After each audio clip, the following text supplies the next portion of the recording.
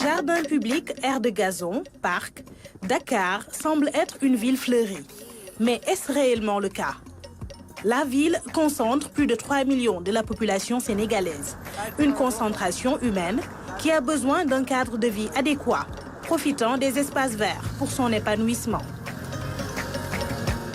Il constitue des zones de repos, de détente, mais aussi de promenade en famille. C'est le cas ici, à la place de l'Indépendance. Nous avons trouvé des ouvriers paysagistes. Le jardin est très fréquenté à ces heures par plusieurs personnes. Ces dernières n'ont pas manqué de donner leur avis sur les lieux. J'apprécie vraiment ce jardin. Vous savez, pour se relaxer, c'est l'endroit idéal, mais je pense qu'on doit contrôler les fréquentations.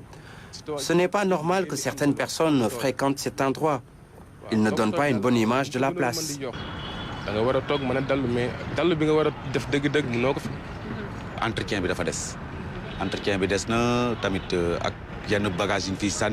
Le seul problème avec ce jardin, ce sont les nuisances. C'est une place pour se reposer, mais malheureusement, il y a des sans-abri qui dorment sur les bancs.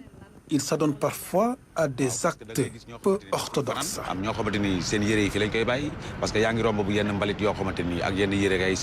Mais c'est pas normal.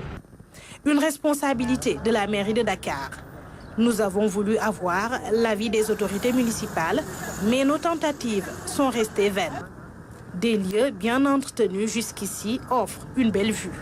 C'est une très bonne idée pour nous les Sénégalais, parce que parfois, on peut aller quelque part et venir nous reposer ici.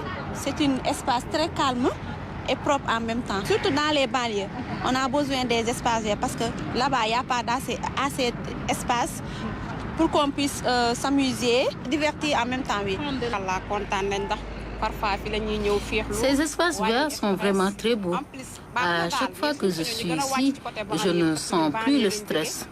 Je viens de la banlieue et je dois parcourir une longue distance. J'aimerais bien qu'il y ait ce genre d'espace dans mon quartier. Comme ça, je pourrais en profiter à ma guise. En 2020, un décret avait été sorti pour que les autorisations de construction soient adossées à l'obligation de planter des arbres devant les maisons et d'assurer leur entretien. 4 ans après, la consigne ne semble pas être totalement suivie. Le suivi est vraiment une problématique qui nous tracasse le plus. Parce que le suivi est très difficile aujourd'hui par rapport à ces engagements qui sont pris.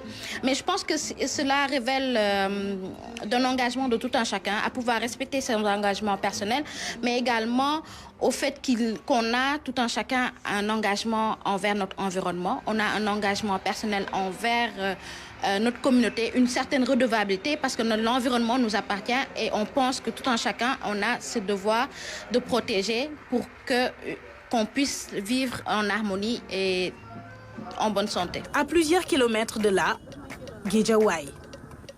Depuis 2018, il y a eu un déclassement de 1000 hectares.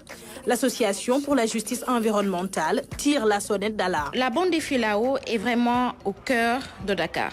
Donc, comme vous le savez, Dakar est une zone très polluée et la bande des Filao représente un des derniers poumons verts de Dakar. Donc, il a plusieurs objectifs de préservation de l'environnement. Donc, les dunes qui servent à fixer le sol, qui servent à fixer les dunes pour lutter contre l'érosion côtière, mais également pour barrer ces vents et ces poussières qui viennent vers les communautés, mais également elle a un aspect économique très important parce que le déclassement s'est fait au niveau de la zone des Niayes. Comme vous le savez, il y a des activités économiques très importantes que les jeunes et les femmes sont en train d'exercer au niveau de cette zone. Selon ces militants, les populations sont en danger.